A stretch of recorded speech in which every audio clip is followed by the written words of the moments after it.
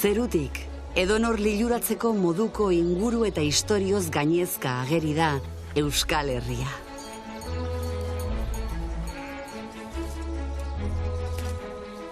Abentura berri honetan, gure mendizaletasunarekin egingo dugu bat. Gailurrik garaienen konkistan, plazera sufrimenduaren gainetik jartzen dutenen grinarekin. Erritu miragarriz jantzitako tontorrek, 2000 metrotik gora altxatzen diren Pirinioetako beste batzuei ematen diete bide. Baso magiko eta mendilerroetan bizirik diraute, eren sugeen aurka borrokatu ziren zaldunen kondairak, eta kobazulo ikusgarriek, mari eta beste izaki mitologiko batzuen bizilekuak gordetzen dituzte. Hau ez da bidaia soil bat. Hau begirada bat da. Zerutik, herri baten sustraietara. Euskal Herria, lurralde magikoa. Itsaslabar eta kostaldeko leku ederrenetatik hasita, barnealdeko aran sakonenetaraino, lur honek antzinako herri bat babesten du. Gurea. Milaka urte dituen hizkuntza bat oinarri duen herria. Nortasun propioa duena.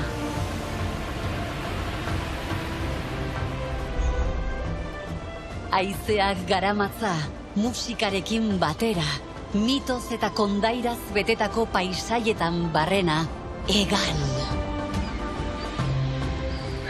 Eta garena, izan ginena eta izango garena ikusiko dugu. Hau da gure bidaiaren arima, Euskal Herria egan.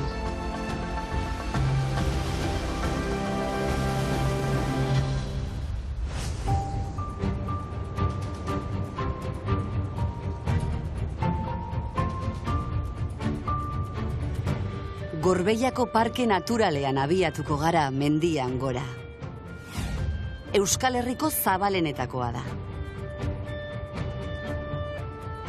20.000 hektareatik bi eren Arabako lurraldearen parte dira eta gainontzekoa Bizkaiko lurrak. Malda ezti zein malkartsuak txandakatzen dira hemen. Mendi hegaletan, arkaitzek eskua luzatzen diete arizti eta pagadiei, belardietara zabal daitezen. Haize, eze eta euritik babesten du mendigune honek Araba eta bere lurrak ureztatzen dituzten ibai garrantzitsuen iturburu ere bada. Gaur egun, Gorbeiako Parke Naturalean, errespetuz gozatzen dugu aisialdiaz, mendeetan zehar baliabideak ustiatu ditugun errespetu berarekin.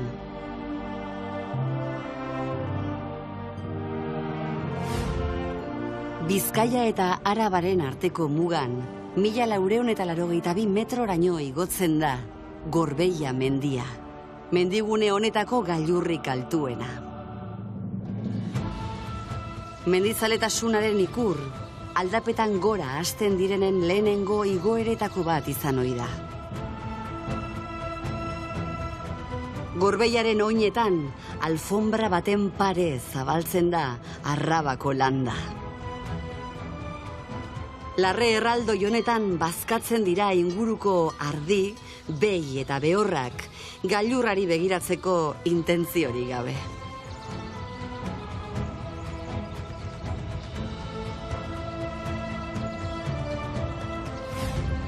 Zerutik sinbolo bitxi bat ikusten da, arkaitzen labirinto txiki bat. Ez dakigu nork sortu zuen.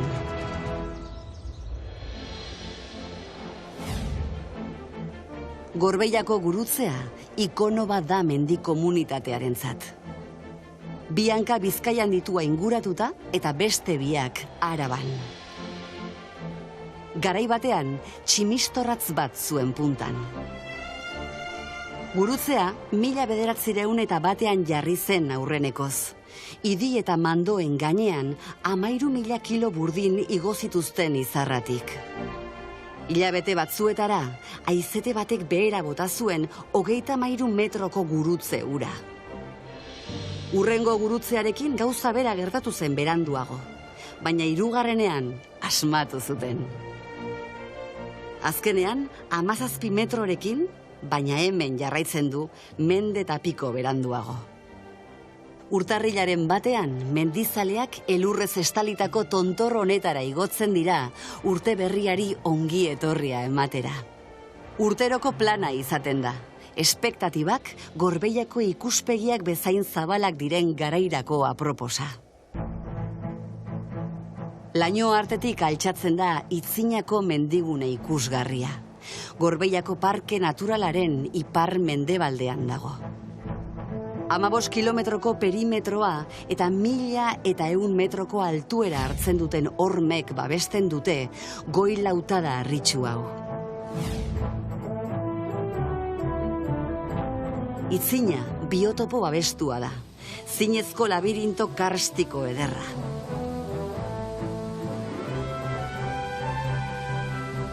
Euriak kareharria desegin du milioika urtetan zehar. Arrakalak ireki eta zulo misteriotsuak sortu ditu mendigunearen erraietan.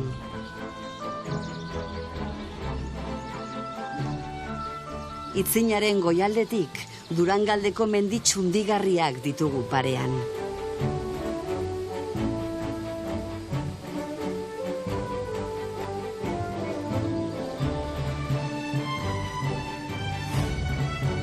Mendigunearen bizkaiko aldean dago Atxuloko begia.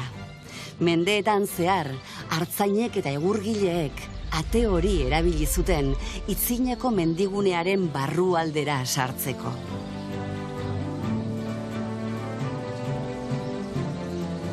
Itzinako mendigunea inguratzen, paisaia magiko batekin egiten dugu topo. Gorbeiako magala, zuhaitz noblezko azal batek estaltzen du. Otzarretako pagadiak hain zuzen.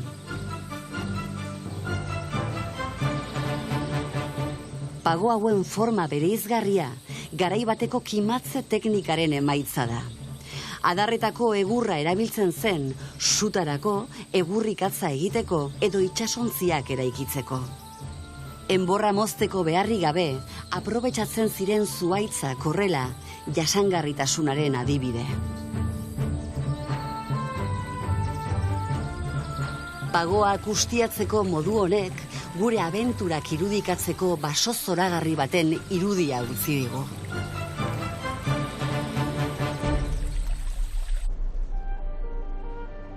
Gorbeia inguruko mendietan dago Araneko harri muinoa. Kondairak dio, Orozkoko Arane etxeko neska gazte bat, Gorbeiara igozela ardien bila. Baina laino itxi batek inguratu eta orientazioa galdu zuen. Gaua iristean, otsoak hurbildu zitzaizkion eta irentsi egin zuten. Familiak haren adatsak besterik ez zituen topatu, eta ordutik Araneko harri izena hartu zuen muino hark, Araneren omenez.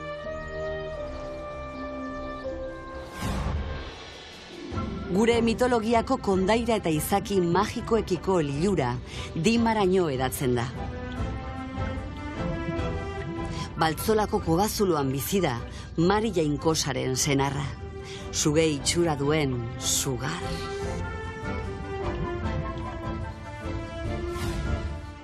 Kostata ikusten da sugar. Eskalatzaileekin topo egitea da ohikoagoa, hormen erliebeaz gozatzen ari direla. Dima, jentilen bizileku ere izan zen. Gizakiaz gaindiko indarra zuten erraldoiena.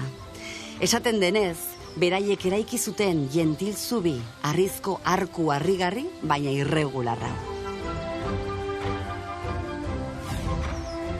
Lanean ari zirela, Dimako elizako kanpaiak jo eta ikaratuta Baltzolako kobazuloan ezkutatu ziren erraldoiak. Oraindik hor jarraitzen omen dute.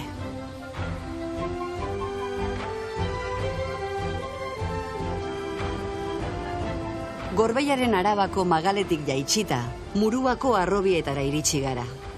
Hauxe da Gorbeiako igoera klasikoen abia puntua. Harrobi zaharretako horma ikaragarriek aisialdirako erabiltzen den eremua atsegin hau babesten dute gaur egun. Murua herritik 4 kilometro eskasera gaude.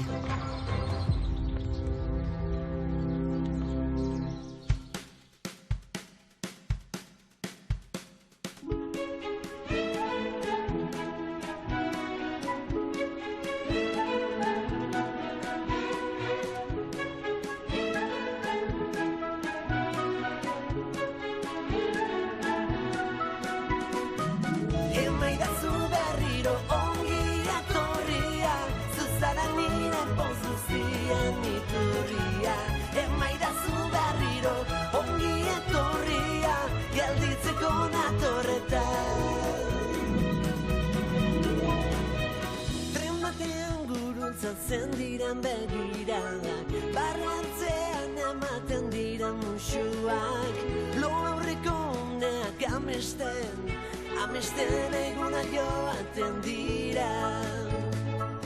Hondartza horian egindako gazteluak, ez dituzte olatuek eraitsiko, gure eskuekin marraztutako loreak, ez ditu denborak ebakiko.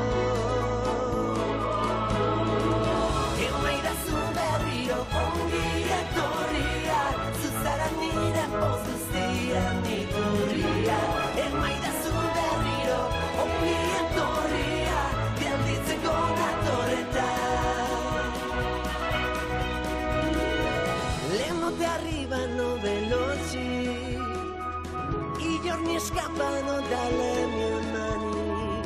Ricordo il treno della nostra stazione, qui la gente non se parla nel bar. Lo akartu baino lehen amestu nahi nuke, lo akartu baino lehen esnatu nahi nuke. Aspaldiko garaien bidea galdurik, gogoratzen zaitudan bezala ikusi. Emaidazu berriro ongi etorria, zuzara nire poz guztian iturria. Emaidazu berriro, ongi etorria, gelditzeko natorretan.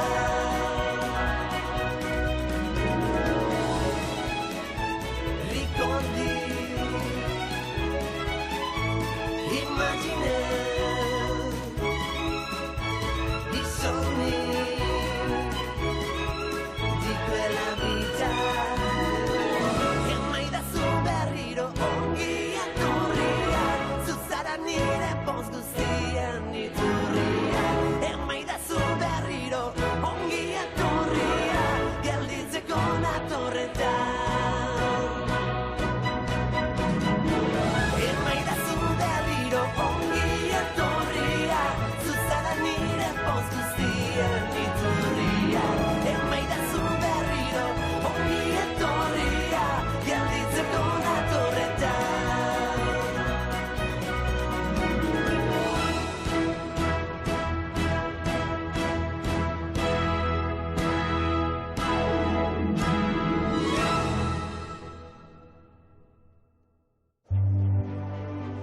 Ekialderantz begira jarri eta Anbotoko mendilerroa dugu zain.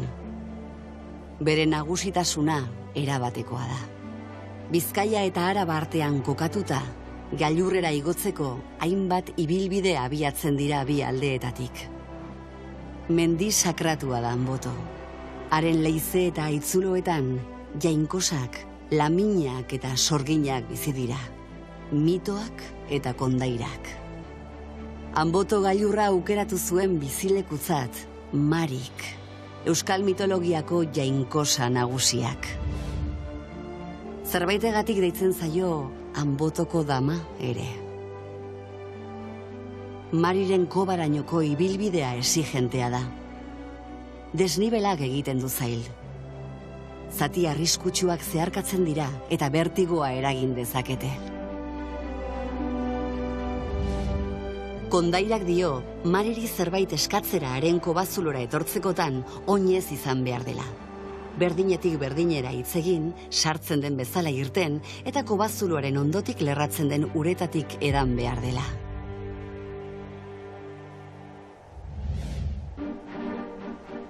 Gailurra konkistatzeko prest gaude.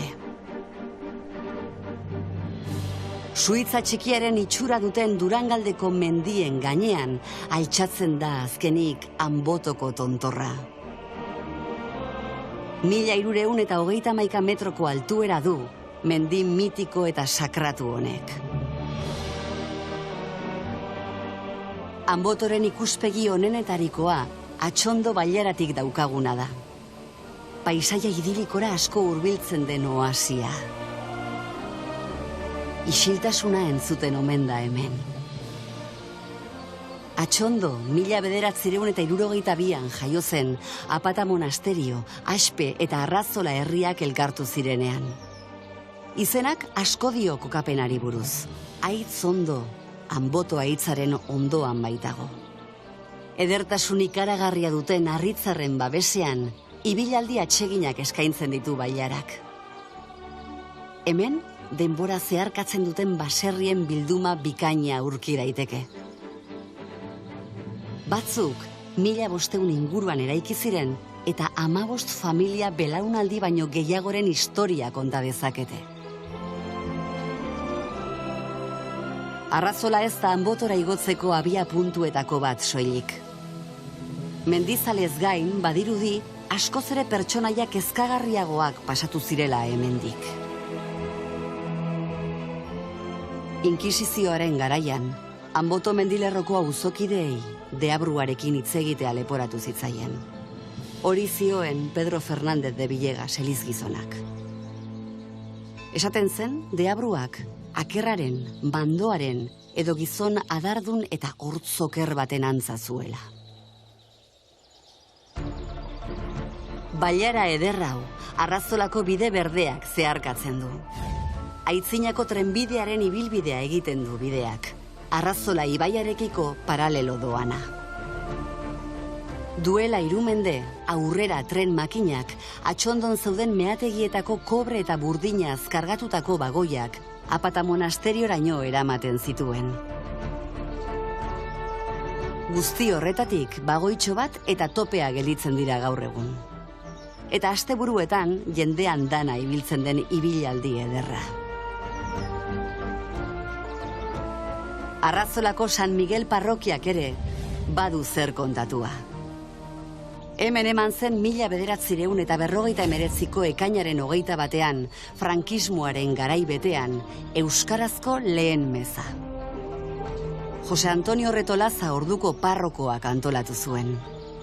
Beti, gure hizkuntzaren alde aritzeagatik egin zen ezagun, baita kilikili euskarazko aurraldizkaria sortzeagatik eta Euskaltzaindiako ohorezko kide izateagatik ere.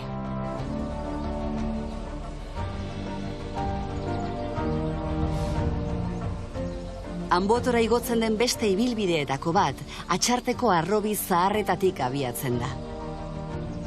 Duela 30 urte, ustiatzeari utzi ziotenetik, bere azena berreskuratzen saiatu da natura. Baina giza arrastoa ezaba ezina da tamalez.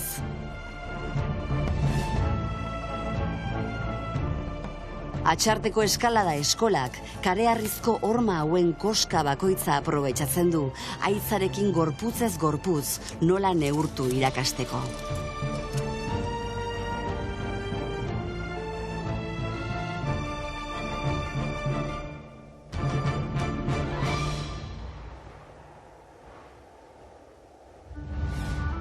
Gizajardunak eta aldapa malkartsuen edertasunak bat egiten dute 5.700 hektareatik gora duen Urkiolako parke naturalean. Parke babestu honek, Aramotz eta Arangio mendilerroak barne hartzen ditu Durangaldeko mendiez gain. Benetako altxor naturala, eta ez soilik gure espeziearentzat. Durangaldeko mendien paradisuan badira zinez merezi duten igoerak, hala nola Urkiola mendi edo Saibigail.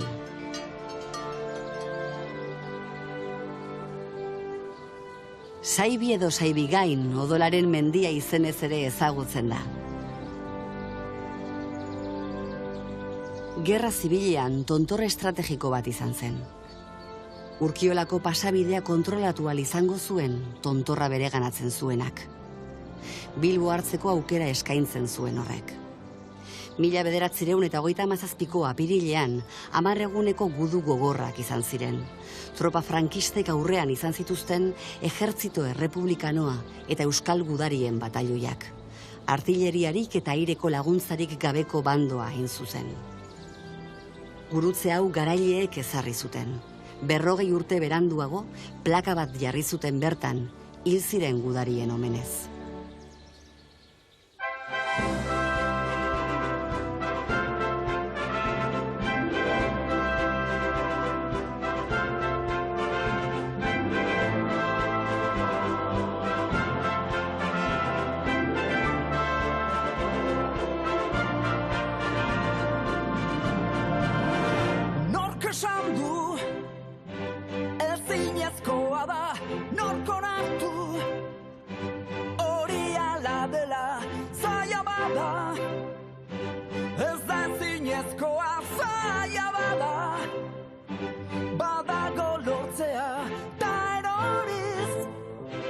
Ikasten bada oinez, askaita zen, bidea egiten. Ez gaitu inor geldituko.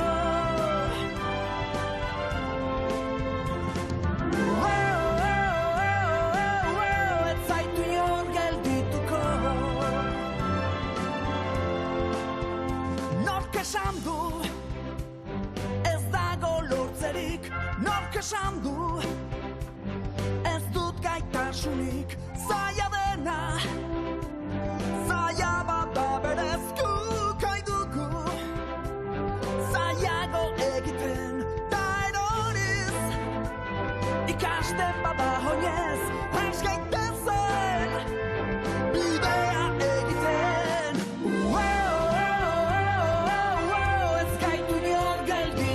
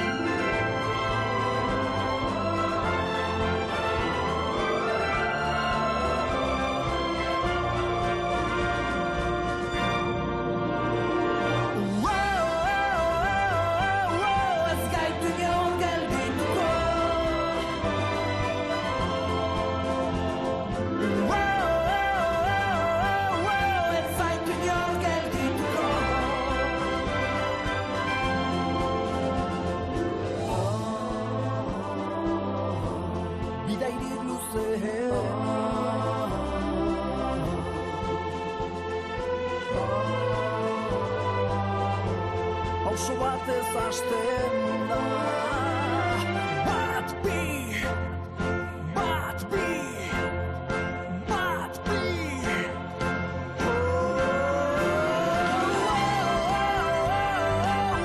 Ez gaitu inor geldituko.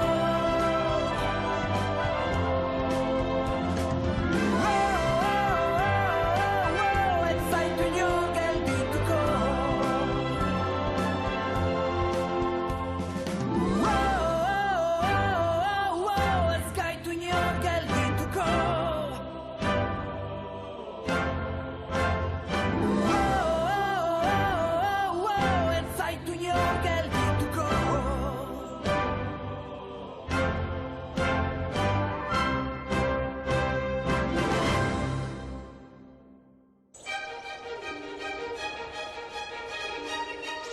Ekialderantz goaz. Ezinezkoa da Aizkorriko mendilerrora hurbiltzea bere edertasunak itsutu gabe. Izena Aizkorrik ematen badio ere, Aitzurirena da tontorrik garaiena. Bi mendi hauek, aketegirekin batera, 1500 metrotik gora dute. Gure katedral naturaletako orratzak dira.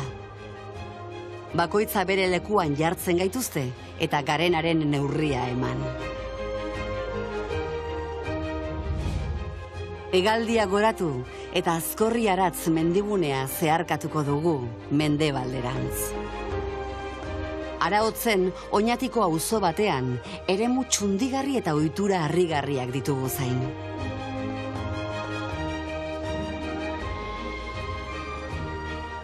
Horma sendo honetako utxunean babesten da Sandaili ermita. Emankortasun erritual batengatik da ezaguna oso.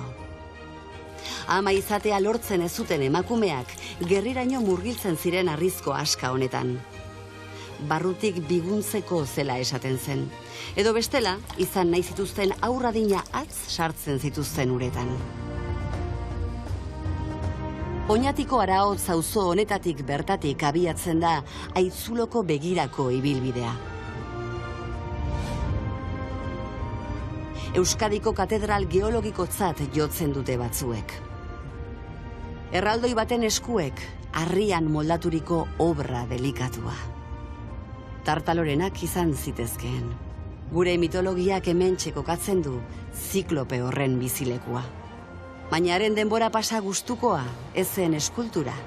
Artzainak eta ehiztariak harrapatu, erre eta jatea baizik.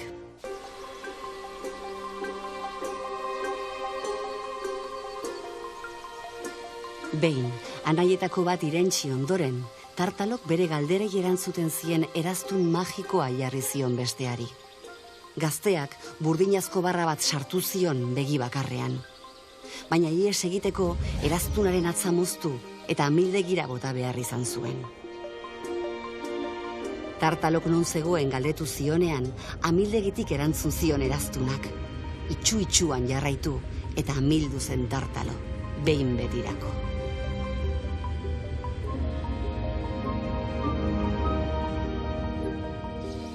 Oñatiko lurretan beste altxor bat ere bada, Harrikrutzeko kobak.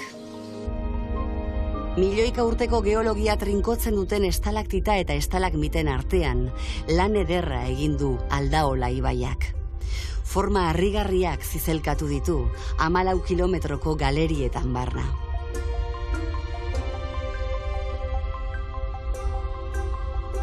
Museo Paleontologiko Natural honek fosilen bidez kontatzen digu hemendik panterak, lehoiak, hienak, errinozeronteak eta leize hartzak ere pasa zirela.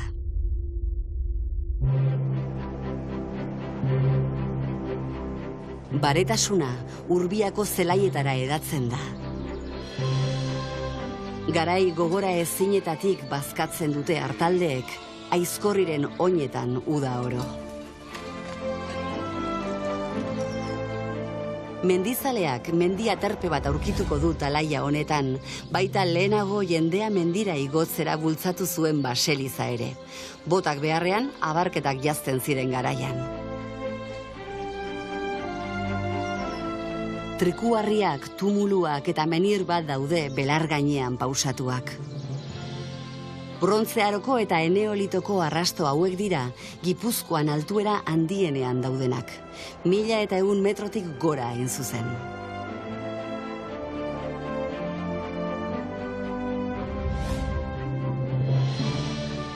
Aizkorriko gailurra konkistatzeko mendi lasterketa gogorra sortu zen 2002an. Zegaman ekiten diote eta nazioarteko eskairranin lehiaketa ospetsuenetako bat bihurtu da. Zegama Aizkorri.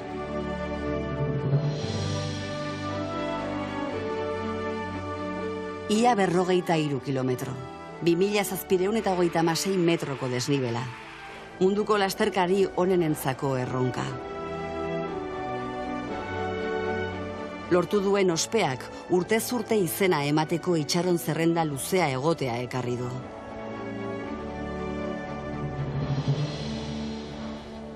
Aizkorritik behera, Aitzarte, Sakan eta mendigune harritxuen artean sendo ageri da Arantzazuko santutegia. ingurunearen edertasunak, espiritualtasunarekin zein abanguardiako apustu artistikoarekin egiten du bat hemen.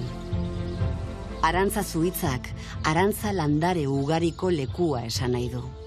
1469an, artzain batek Ama Birjina elorri baten gainean topatu zuela ere kontatzen da. Hor aurkitzea zarrituta, arantzan zu? Esan omen zion. Nola nahi ere, leku hau peregrinazio leku bihurtu zen. 1918an, Arantzazuko Ama Birjina Gipuzkoako zaindari izendatu zuten. Santutegiko Frantziskotarrek lehiaketara atera zituzten 1950an santutegia berritzeko lanak. Francisco Javier Sáenz de Oiza eta Luis Lahorgaren proiektuak irabazi zuen. Garai hartako arkitekturarekin erabat apurtzailea izan zen. Pintxoz jositako 3 dorreek inguru honetako elorriak simbolizatzen dituzte. Pietatea eta 14 apostoluen irudiak Oteizaren obrak dira. Hamabi beharrean, zergatik ote ziren 14 galdetzen ziotenean, Oteizak aldiro ezberdin erantzuten zuen. Ezberdin eta libre. 1954an, frankismo betean, Donostiako gotzaindegiak obrak geldiarazi zituen 4 urte martxan zeramatzatenean. Artistei ateoak izatea leporatu zieten eta frantziskotarrei berriz euskaltzaleak. Erromarentzat modernismo hori arte sakratutik urrun zegoen. 10 eta erdi bide bazterrean etzanda egon behar izan ziren Oteizaren apostoluak, Erromak obrek jarraiz ezaketela erabaki zuen arte. Txillidaren ateek ahobete hortz uzten duen barrualdeari ematen diote bide. Lucio Muñoz margolariak Arantzazuko paisaia eraman zuen erretaula ikusgarri honetara. Beirateak zeharkatzean argiak sortzen duen atmosfera paregabea aldiz, Álvarez de Eulateren lana izan zen. Eta kriptaz, Nestor Basterretxea arduratu zen. Gure identitate kulturalaren erreferente bihurtu zen, apustu artistiko arriskatu bat, dudarik gabe.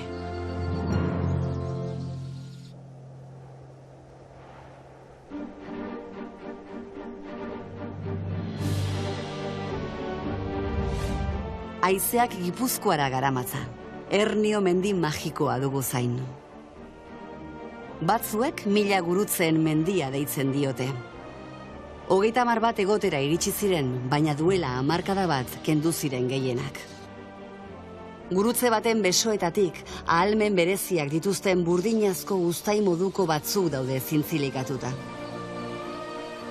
Esaten denez, erreuma edo artrosia duena sendatu egiten da, gorputza uztai baten barrutik pasaz gero.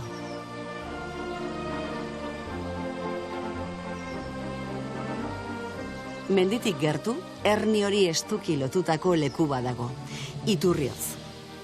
18. mendean, erromeriak egiten ziren San Juan ermitaren ondoan. Elizak debekatu zituen ordea, haragizko gehiegikeriak egiten zirela argudiatuta. Baselizaren ondoan sortzen den iturburua, mirarigile zela uste zuen herriak. Erromesak ur horretan bainatzen ziren San Joan gauean. Legenarra, sarna eta azaleko beste gaixotasun batzuk sendatzeko. Herniorako ibilbiderik klasikoena Iturriotzeko bentatik igarotzen da. Bidaia batean, Loiolako Inazio gau batez bertan geratu zela kontatzen da. Zer eta 1535an, baserri eraiki baino 10 batzuk lehenago. Aire zabalean egingo zuen lo.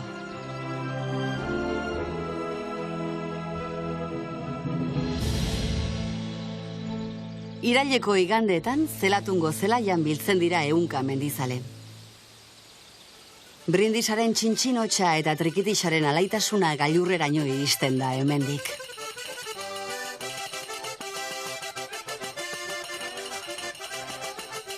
Gipuzkoarren zatain maitea den mendi honen gailurra 1078 metroko altueran dago.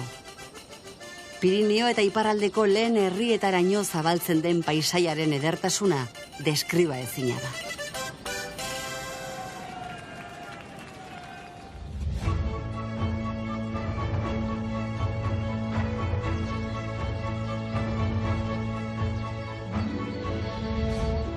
Mendian gora abiatu dugun abentura honetan, ekialderantz jo eta txindokira helduko gara. Askok Gipuzkoako gailurrik politena dela diote. Larrunarri, txindoki izenez ezagunagoa, 1352 metroko altuerara iristen da. Aralar mendilerroan dago. Gipuzkoatik Nafarroaraino hedatzen den inguru menditsuan. Gailurrik altuena ez bada ere, litekeena da, dotoreena izatea. Goierritik begiratuta, Larrunarriren soslaiak Italiako gailur ezagun baten antza hartzen du. Horregatik deitzen diote batzuek Euskal Zerbino. Bere bizkar harritxua eskalatzaile askoren historiaren parte da. Mendizale gehienak larraitzetik igotzen dira, Egurral lepora. Baina bada eskalatzailea dituentzako paregabea den igoera basatiago bat ere. Muitzeko ubideak zizelkatutako aldea. Ertzaintzaren erreskate taldeak ere entrenatzen dira hemen.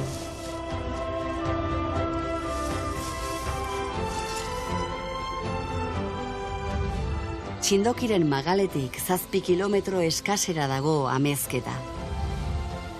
Tolosaldea eskualdeko herri lasaia. Bueno, lasaia gaur egun. Izan ere duela mende batzuk, Amezketarren dorretxeak arriskuan zeuzkan herritarrak. Inguruetako familia boteretsuenetakoa zen. Lantza beti zorrotz eta prest zuena. Horregatik 1364an, herritarrek Tolosako hiribilduarekin elkartzea erabaki zuten, Tolosako justiziak babes zitzan. Tentsioaz gain, umorea ere izan zen Amezketan. Hemen bizi izan zen Fernando Amezketarra, artzain eta bertsolari burutsua. Bere historietan oinarrituta sortu zen haur literaturako pertsonaia ezaguna.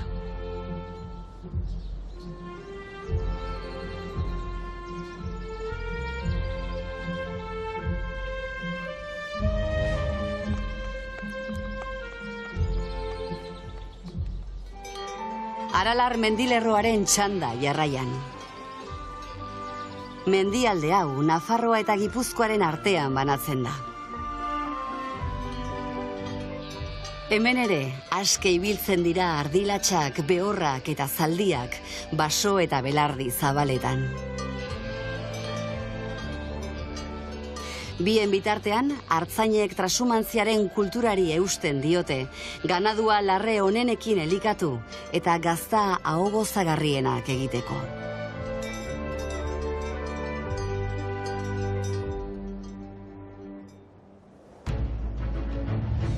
Naturaren erresuma honetan ere, bista amaigabeak dituen santutegi bat dago. Aralarko San Miguel.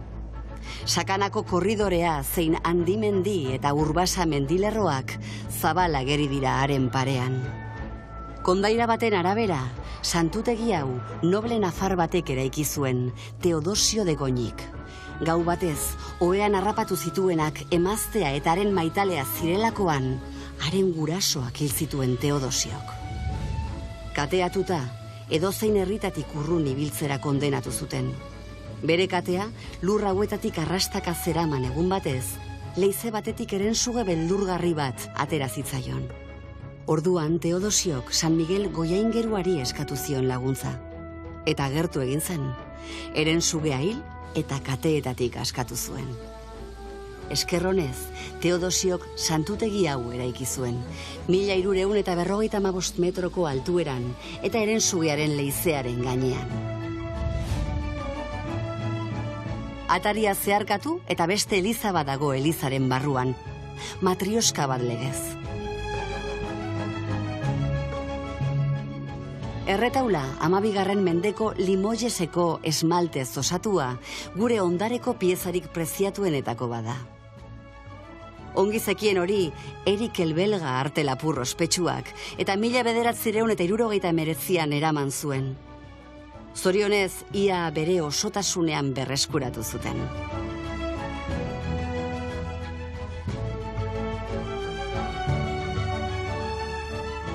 San Miguelen irudiak bidaiari bokazioa du.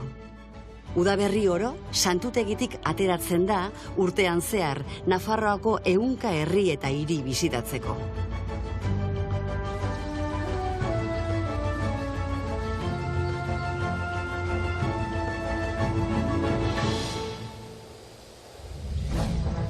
Mila 483 metroko altueran, Handimendi mendilerroko punturik altuena da, Beriain mendiaren gailurra. San Donato ermita dago bertan.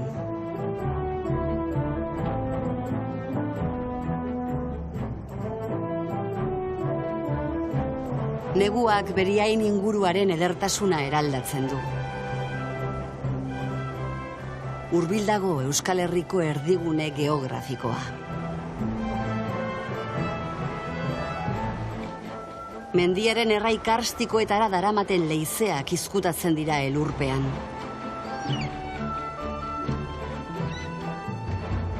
San Adrian baselizatik Mendimagala sakanako bailara ezeraino zabaltzen da irudi ikusgarriak utziz.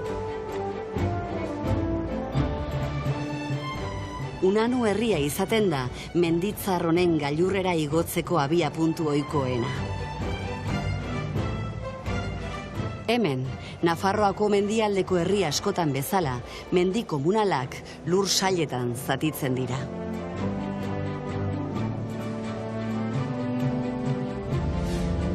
Herritarren artean zozketatzeko ohitura dago, mendia garbitu eta zuhaitzen egurra sutarako baliatu dezaten.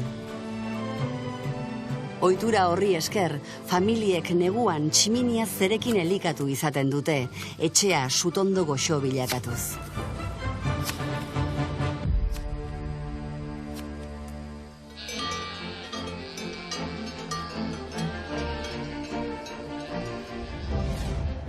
Beriainen parean ikusgarria geri da Urbasa Handia parke naturala. 21.000 hektareako paradisu aldakorra. Pagadi trinkoak Urbasako goi lautadan zehar zabaltzen dira agertoki babesle bat sortuz. Hemen, Urederra ibaiarena da urik suspergarriena. Bere erreserba naturalean, turkesa koloreko putzuek harribitxiak bailiran distiratzen dute, iturbururaino iristen den bidean gora. Mendeak dira gizakiak eremu babestu honi etekina ateratzen diola. Mendia lehertu eginda eta larreek milaka ardi elikatzen dituzte. Euren esne gordinetik ateratzen da Urbasako gazta mamitsua.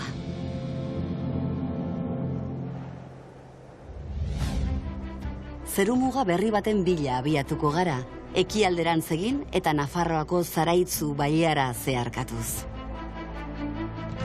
Pagadi trinko hauetan, eguzkiari ere sartzea kosta egiten zaiola dirudi. Hementxe dago inguru hauetako biztanleen ikur garrantzitsu eta Euskal Herriko mendi entzutetsuenetako bat. Hori mendia. Mendebaldeko Pirineoetako lehenengo 2000koaren parean gaude. Bidaia honetan orain arte ezagutu dugun gailurrik altuena. Otxagabiarrak ohituta daude horrelako erraldoi bati errespetua erakusten bizitzera. Baina ez da inguruotan aurki daitekeen paradisu bakarra. Europako pagadi handiena Alemaniako oihan beltza da. Eta hauxe da bigarrena.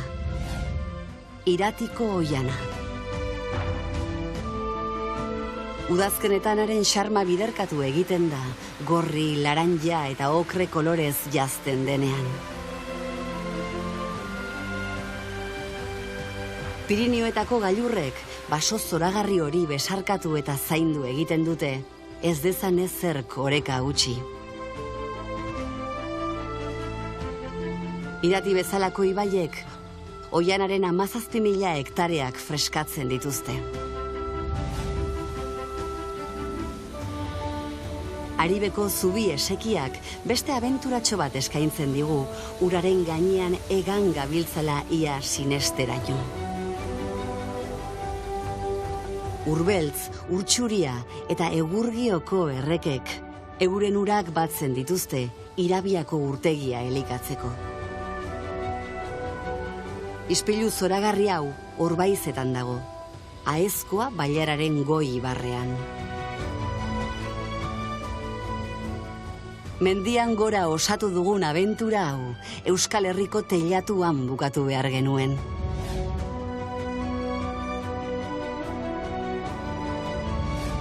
Hiru erregeen mailan, 2456 metro altu den mendian. Bere burua mendizaletzat duen euskaldunaren kurrikulumean ezin da mendi hau falta. Sasoi ona eta denbora izatea eskatzen du. Lintzako aterpetxetik 4 ordu baitira gailurreraino eta beste 4 itzultzeko. Hiru erregeen mailak bere kokapen geografikoari zor dio bere izena. Kondaira batek dioenez, Nafarroako, Aragoiko eta Frantziako erregeak hemen elkartzen ziren euren lurralde gatazkei buruz eztabaidatzeko. Bai, gailurrean, harrizko mai baten bueltan, 3 erresumen arteko mugan.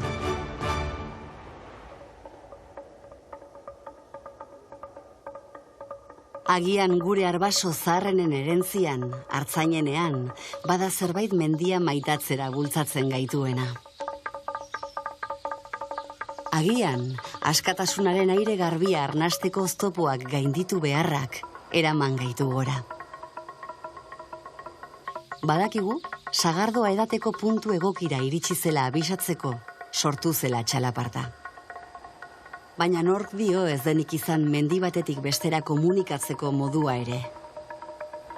Gailurrez gailur lotzen gaituen ari ikusezin bat. Edo lurrak bakarrik ulertu dezakeen mezu bat?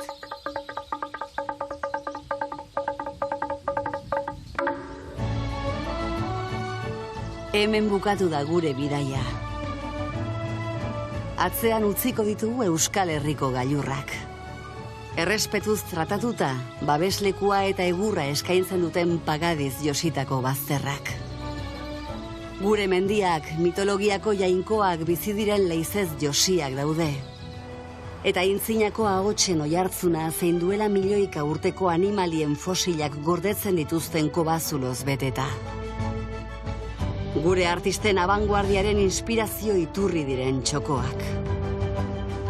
Gure bihotzek, gailur hauekin batera egin dute taupada, euren erakarpen indar eta edertasun malkartsuarekin batera.